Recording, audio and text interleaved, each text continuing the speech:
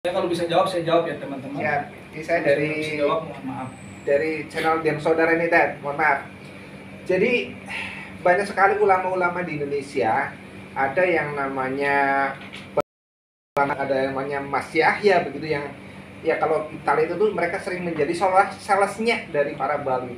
Itu sering berbicara bahwa pasir inat, pasir taring itu wangi begitu. Ya karena kami di Indonesia ini tidak pernah langsung ke sana, ya tentunya kita tidak tahu benar wangi nggak sih. Nah, kalau dari Bang Nasab ini yang sering ke sana, bener nggak sih yang namanya pasir inat itu benar-benar wangi, harumnya itu seperti harum surga seperti itu. Monggo. Ini pasir inat yang dimaksud yang ini ya. Pasir inat ini teman-teman. Ini saya datang ini. Teman-teman ada yang mengambil pakai botol. Ini pasirnya. Itu inat nama daerah Pak? Nama pemakaman. Oke. Banyak sekali pasir-pasir memang di sana. Ini yang bilang nggak ada aspal ini banyak ini. Ini depan kuburannya Abu Bakar bin Salim lagi. Ada aspal, ada apa namanya? Yang di semen itu cor-coran. Mana yang mengatakan tidak ada aspal di sana biar bekas kaki wali tidak terhapus? Makanya jangan bergaul sama tukang dongeng, biar Anda tidak jadi tukang dongeng. Kasihan ilmu Anda jauh-jauh belajar ke Sudan, belajar ke Mesir. Jadi tukang dongeng. Jujur lah. Berarti tidak wangi ya? Wangi apa? Mana ada pasir yang wangi? Dikasih parfum dulu jadi wangi. Sama di Indonesia mereka bawa pasir dari Yaman buat jualan. Itu beraninya jualan di sini, coba jualan di sana. Kita jual di Yaman.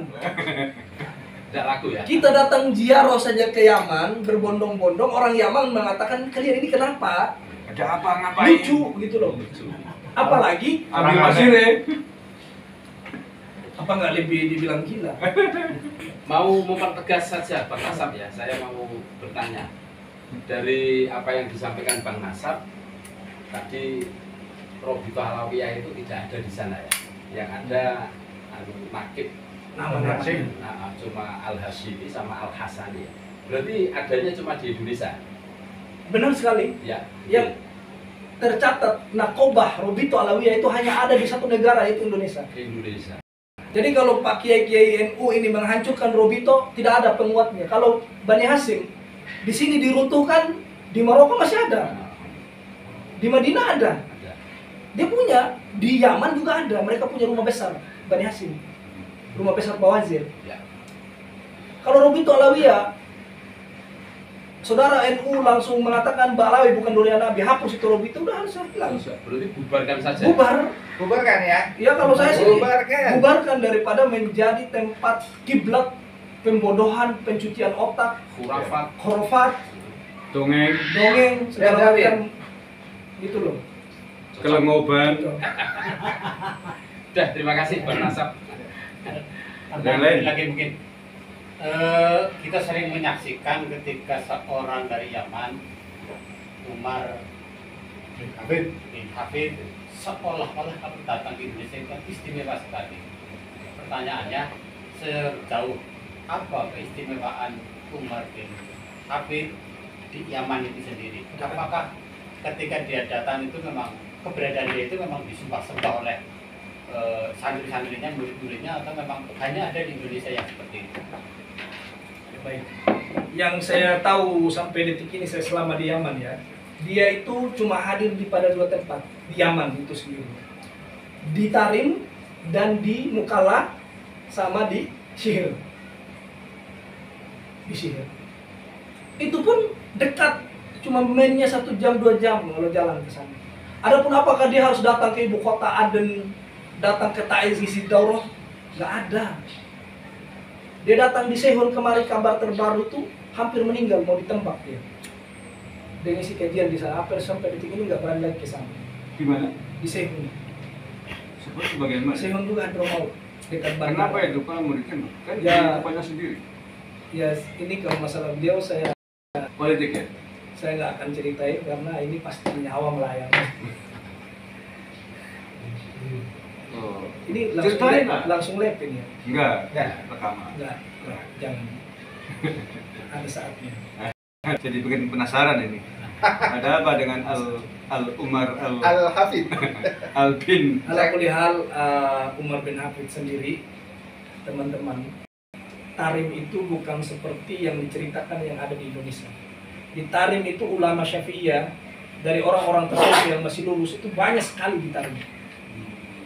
Dan setiap hari mereka ingatkan Umar bin Hafid, tinggalkan hal pembodohan itu. Saya nggak bohong, wallahi banyak sekali ulama Syafi'i yang ada di Tarim, dekat markis, sampingan markis dengan dia. Kalau teman-teman dari Tarim mau jujur kepada Allah Azza wa Jalla, pasti kalau mereka berani, pasti mereka mengatakan iya. Jadi nggak benar kalau mengatakan Tarim dikuasai oleh Umar bin Hafid. Itu bohong belaka itu. Bohong besar. Dia berkuasa hanya di markisnya, hanya sekitar situ saja. Artinya tokoh kecil ya. Bukan siapa malah. Kecamatan lah istilahnya di situ tempat dia. Hanya berkuasa di situ. Selain keluar dari beberapa ratus meter sedikit kan juga Tarim. Itu banyak yang tidak setuju dengan dia. Berkuasa dalam arti apa ini? Otoritas keagamaan atau Dalam markisnya aja. otoritas pemerintahan? Pondok. Oh, Santrinya. pengaruhnya ya? Pengaruhnya ya di situ aja. Oke. Kalau memang Ba'alawi orang yang berpengaruh, seharusnya kabilah Ba'alawi mereka ikut mengamankan Yaman Selatan. Yes.